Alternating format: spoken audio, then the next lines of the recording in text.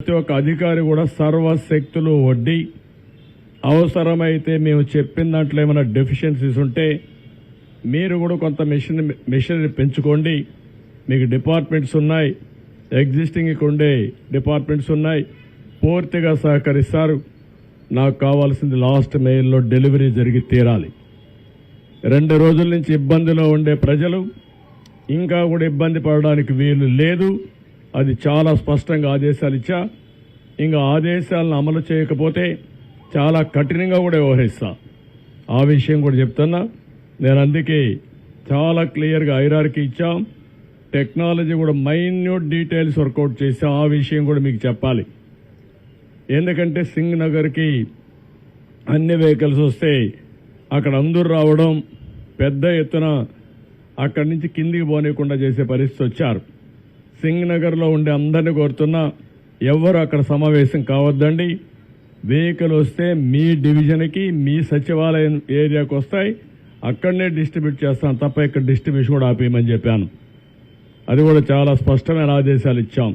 ప్రతి ఒక్క వెహికల్లో ఎవరైతే ఒక అక్టోపస్ కానిస్టేబుల్ని, ఒక గ్రే హౌండ్స్ని, ఏపీఎస్సీ స్టాఫ్ని పెట్టాం డెలివరీ ఇవ్వడానికి. వాళ్ళు తీసుకొస్తారు ఇవన్నీ. ఎక్కడన్నా ఇవన్నీ చేయకపోతే పోలీస్ ఆఫీసర్లు కూడా చాలా క్లియర్గా చెప్తున్నా, హైరార్కీ కూడా మోస్ట్ డిసిప్లిన్ ఫోర్స్ వచ్చి police. Be discipline. Law and order maintain చేసే బాధ్యత మీది. లా అండ్ ఆర్డర్ మెయింటైన్ చేయకపోతే నష్టం జరిగేది రిమోట్ ఏరియాలో ఉండే పేదవాడికి జరుగుతుంది. నేను చూశాను, వాళ్ళ బాధలు చూశాను. వాళ్ళ బాధలు చూస్తే వన్ననా తిరుతాం. ఒకటి కాదు, ఒక తండ్రి భార్యను వదిలిపెట్టి బిడ్డ బతుకు కోసం సేవ్ చేసుకోవాలని వచ్చాడంటే మనం ఊహించుకోవాలి. అదేవిధంగా ముసలివాళ్ళు, నడవలేని వాళ్ళు నీళ్లలో నడిచొచ్చి బట్టలు లేకుండా వచ్చారంటే వాళ్ళ బాధలు అర్థం చేసుకోవాలి. ప్రతి ఒక్క ఇంటిలో ఈరోజు పాములు వచ్చే పరిస్థితికి వచ్చాయి, తేళ్లు వచ్చే పరిస్థితికి వచ్చాయి. అంటే పై బిల్డింగ్లో ఉండే వాళ్ళకు కూడా ఈ పాములు, తేళ్లు ఇవన్నీ చూస్తామంటే బాధ, భయం ఉంటుంది. ఈ విధంగా ప్రతి ఒక్క కుటుంబానికి ఒక బాధ ఉంది. మానవతా దృక్పథంతో మనం పనిచేయాల్సిన అవసరం ఉంది. అందుకే నేను చాలా క్లియర్గా చెప్తున్నా. నేను ఐవీఆర్ఎస్ కండక్ట్ చేస్తున్నా. ఇంకా కొన్ని ప్రాంతాల్లో ఫుడ్ రీచ్ కాదని వస్తూ ఉంది. ఆ ఐవీఆర్ఎస్ మెసేజెస్ని మళ్ళీ తిరిగి ఆఫీసర్లు పంపిస్తున్నా. ఏ నెంబర్ నుంచి వచ్చిందో ఆ నెంబర్ కూడా పంపిస్తున్నా. నేను అందుకనే ప్రజలందరికీ అప్పీల్ చేస్తున్నా. నేను పంపించే ఐవీఆర్ఎస్ మీకోసరం పంపిస్తున్నా. మీరు ప్రాపర్గా సమాధానం చెప్పండి. ఇమీడియట్గా మా ఆఫీసర్ని మీ ఇంటికి పంపించే బాధ్యత, మీకు టచ్లోకి వచ్చే బాధ్యత తీసుకుంటా. అదే సమయంలో ఏమాత్రం అవాస్తవాలు చెప్పొద్దండి, వాస్తవాలు చెప్పండి. ఇలాంటి ఒక విపత్కరమైన పరిస్థితిలో ఉండే మనందరం ఆలోచించాల్సింది, ఎప్పటికప్పుడు మీరు సమాచారం నాకు ఇవ్వగలిగితే ఆ సమాచారాన్ని బేస్ చేసుకొని ఇమ్మీడియట్గా యాక్షన్ తీసుకుంటా. ఇంకా ఎక్కడికక్కడ నేను సర్ప్రైజ్ ఇన్స్పెక్షన్స్ కూడా వెళ్తున్నాను. నేను అందరి అంత చెప్తున్నాను. ఇంతవరకు 2 రోజుల నుంచి చెప్పాం. ఇప్పుడు ఎవ్వరు సరిగా పని చేయలేదు అని కన్ఫర్మేషన్కి వస్తే యాక్షన్స్ తప్ప ఇంకేముండవు. అది యాక్షన్స్ కూడా డ్రాస్టిక్గా ఉంటాయి. దయచేసి అర్థం చేసుకోండి. Rise to the occasion. మానవతా దృక్పథంతో పనిచేయండి. ప్రతి ఒక్కరిని ఆదుకునే బాధ్యత తీసుకుందాం. మళ్ళీ ప్రభుత్వ ఇమేజ్ పెంచుకుందాం. మనం ఉండేది ప్రజల కష్టాల్లో ఉన్నప్పుడు సర్వశక్తులు వడ్డీ వాళ్ళకి సేవ చేయాల్సిన అవసరం ఉంది. మీనమేషాలు లెక్క చేయడం మాత్రం మంచిది కాదని మరొకసారి విజ్ఞప్తి చేస్తున్నా. రాత్రి ఎవ్రీడే రాత్రి 9 గంటలకు నేను రివ్యూ చేసుకుంటున్నాను. అంతవరకు ఎప్పటికప్పుడు రియల్ టైంలో ఇన్ఫర్మేషన్ పంపిస్తున్నాను కంట్రోల్ రూమ్ నుంచి. ఏదైనా అవసరమైతే ఎక్స్ట్రా ప్రొక్యూర్ చేయడానికి కూడా ఏమీ అనకాడం. Money is not the criteria. ఎట్టి పరిస్థితిలో ఇబ్బందులు లేకుండా వీళ్ళు చేయడం మా బాధ్యత. అది చేస్తాం. ఇది అవుతానే శానిటేషన్ మీద ఉంటాం. అదే మరి రీహాబిలిటేషన్ చేయాలి. ఈ 2-3 రోజుల్లో ఇవన్నీ కంప్లీట్ చేస్తాం. ప్రజలకు కూడా కోరుతున్నాం, సంవయనం పాటించండి. ఒక అర్ధ గంట ఆలస్యం అవుతుందని ఆవేశంగా వస్తే అది 4 గంటలు కావచ్చు, 5 గంటలు కావచ్చు, మొత్తం వ్యవస్థ కొలాప్స్ అయితే కయాస్ వచ్చే పరిస్థితి వస్తుంది. ఈ విషయం కూడా మీరు అర్థం చేసుకోమని కోరుతున్నా. రాష్ట్రంలో ఉండే ప్రతి ఒక్కరికి విజ్ఞప్తి చేస్తున్నాం. ఒక వ్యక్తులుగా సమాజంలో బాధ్యత కలిగిన మనం సమాజంలో ఎవరికైనా ఇబ్బంది వస్తే అండగా నిలబడవలసిన బాధ్యత మీ మీద ఉంది. మీరు కూడా ముందుకు రండి, సహకరించండి. ఏ విధంగా సహకరిస్తారో మీకే వదిలిపెడుతున్నా. ఫైనాన్షియల్గా ఇస్తారా, లేదంటే వచ్చి సేవ చేస్తారా? ఇక్కడ విజయవాడలో ఉండే, ఇక్కడ కానీ చుట్టుపక్కల ఉండే ప్రతి ఒక్క వ్యక్తిని కోరుతున్నా, ఇది మనందరి బాధ్యత. సాటి మనిషి ఇబ్బందుల్లో ఉన్నప్పుడు మీరు చేయాల్సిన పని, మీరు వంట చేసి తీసేపోయి ఒకసారి క్యారియర్ తీసి పెడతారా, లేకపోతే పరామర్శిస్తారా, వాళ్ళని లేకుంటే నిత్యావసర వస్తువులు ఇస్తారా, లేకుంటే వాళ్ళకి ఏదైనా కష్టాల్లో ఉంటే ఆదుకుంటారా? ఒక కుటుంబాన్నో ఒక 5 కుటుంబాలను మీ శక్తి మేరకు మీరు చేయగలిగితే అది మనలో ఉండే మానవత్వాన్ని నిరూపించుకున్నట్టు అవుతుంది. ప్రభుత్వం చేస్తాం, కానీ ప్రతి ఒక్కరూ గుర్తుపెట్టుకోవాల్సింది సమాజం బాగుంటే మనం కూడా ఉంటాం. అలాంటి స్ఫూర్తికి మీరు నాంది పలకాల్సిందిగా ఈ విజయవాడలో ఉండే వీళ్ళు కూడా కోరుతున్నా. మేము చేయాల్సిన పనులన్నీ చేస్తాం. ఈ కొండ మీడియాను కూడా కోరుతున్నా, చెత్త రాజకీయాలు వద్దు. ప్రజలు ఇబ్బందుల్లో ఉన్నప్పుడు ప్రజాహితం కోసం పనిచేయండి. అలాంటి ఇష్టానుసారంగా రాసే వార్తలు నేను పట్టించుకొని పాజిటివ్ వార్తలు ఉంటే ఇవ్వండి. నేను లాస్ట్ మైల్లోకి రీచ్ అయ్యి ప్రతి ఒక్కరికి న్యాయం చేసే బాధ్యత తీసుకుంటాం. Thank you. ఏమైనా క్వశ్చన్స్ కూడా చెప్పండి. ఆల్ మెడిసిన్స్ అన్ని పెట్టాం, ఒక ప్యాకెట్ పంపించాం. హెల్త్ అని ఎప్పటికప్పుడు అలర్ట్ చేస్తున్నాం. రాష్ట్రంలో ఉండే ట్యాంకర్లను తెప్పిస్తున్నాం. క్లీన్ అయిన ఏరియా అంతా కూడా క్లీనప్ చేస్తున్నాం. మొత్తం ఏమేం చేయాలనో ఇలాంటి ప్రత్యేకమైన పరిస్థితులు అన్నీ చేస్తాం.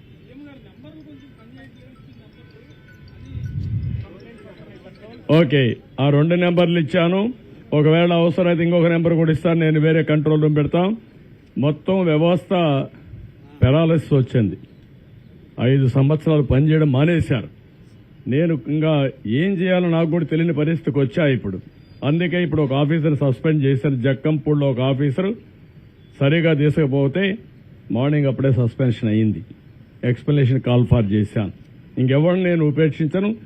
మంత్రులు కూడా సరిగా చెప్పది చేసిన పని చేయకపోతే వాళ్ళ పైన కూడా చర్యలు తీసుకుంటా. ఎవరైనా నాకు అవసరం.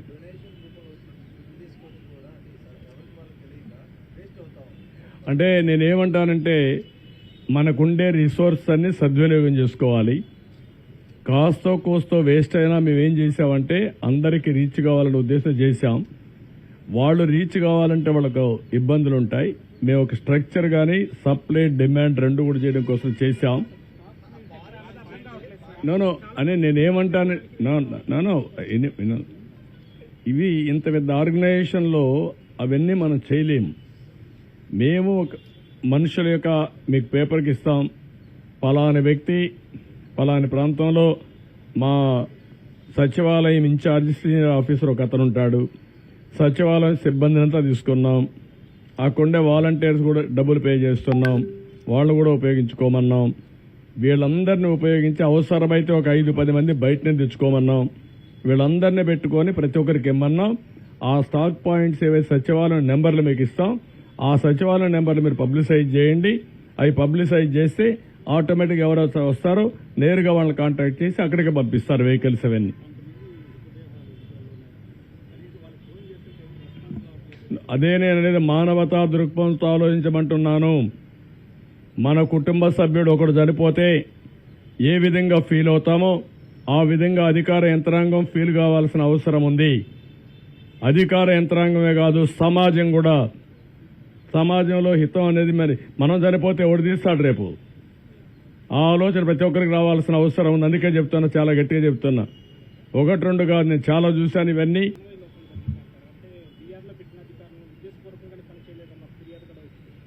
అవి కూడా నేను ఎగ్జామిన్ చేస్తున్నా. ఒకవేళ మా సీనియర్ ఆఫీసర్స్ గుడ్ ఫెయిత్ తో చేసుంటే ఆ ఫెయిత్ నిలబెట్టుకోవాల్సిన ఆఫీసర్ అతను. ఒకవేళ గుడ్ ఫెయిత్ తో పెట్టినప్పుడు, బాధ్యత ఇచ్చినప్పుడు you don't have any excuse. As long as you are in government roles, that is your duty to do government duty. Be clear. ఒకవేళ వీఆర్లో పెట్టాడు సిఎస్ఓ, లేదంటే మా డీజీ గారు ఒక ఓవర్లుక్ అయ్యారు. ఓవర్లుక్ అయితే పనిచేయవా నువ్వు? ఏమనుకుంటున్నారు మీరు? జీతం తీసుకోవడంలా జీతం తీసుకున్నప్పుడు నీకు బాధ్యత లేదు, సమాజంలో కూడా బాధ్యత ఉంటుంది. గుర్తుపెట్టుకోండి, మీకు కూడా బాధ్యత ఉంది. అందుకే అడిగాను. మీకు మేము ఇవ్వకపోవచ్చు జీతం, ప్రజలు ఇస్తున్నారు. అందరం ప్రజలుంటేనే మనం అందరం ఉంటాం. ప్రజలు ఇబ్బందుల్లో ఉన్నప్పుడు మేనమేషాలు లెక్కేయడం, వాళ్ళకు నష్టం వచ్చే పనులు చేయడం అది క్షమించరాని నేరం. I'm very clear on that. నేను కూడా ప్రజలకు ఎప్పటికప్పుడు కమ్యూనికేట్ చేస్తా. నేను వాళ్ళు ఏ నిర్ణయం చేసి దానికి ముందుకు పోతాను. Thank you.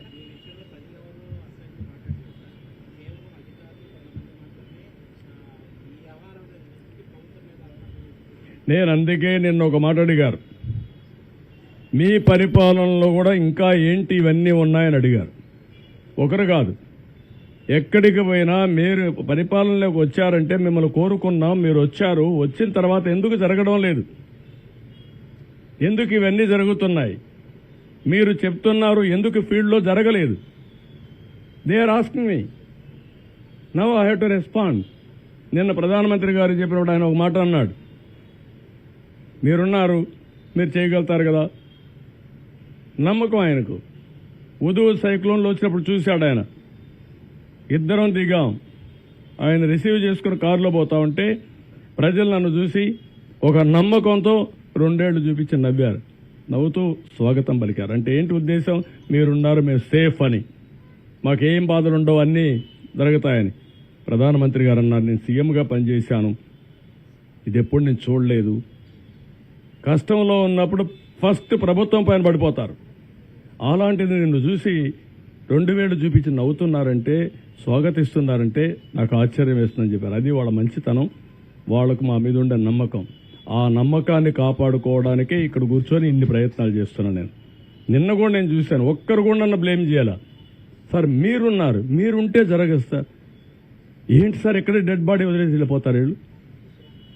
నేను అందుకే నిన్న కూడా చెప్పాను, అవతల వాడు పేరెంట్ డెడ్ బాడీ అక్కడ ఉంటే తీసుకుపోయే వాళ్ళు లేకపోతే ఏ విధంగా ఫీల్ అవుతాడో ఆలోచించండి. మీరు ఆ కోణంలో ఆలోచించి మీరు వాళ్ళతో కన్విన్స్ చేయండి. వాళ్ళు ఎమోషన్లో ఉన్నారని కాదు, డెఫినెట్గా ఎమోషన్లో ఉంటారు. 3 రోజులు కన్న బిడ్డకు పాలు ఇవ్వలేని వాళ్ళు, కనీసం ఆకలితో ఏడిస్తే ఒక బిస్కెట్ ఇవ్వలేని వాళ్ళు ఎంత ఫీల్ అవుతారండి?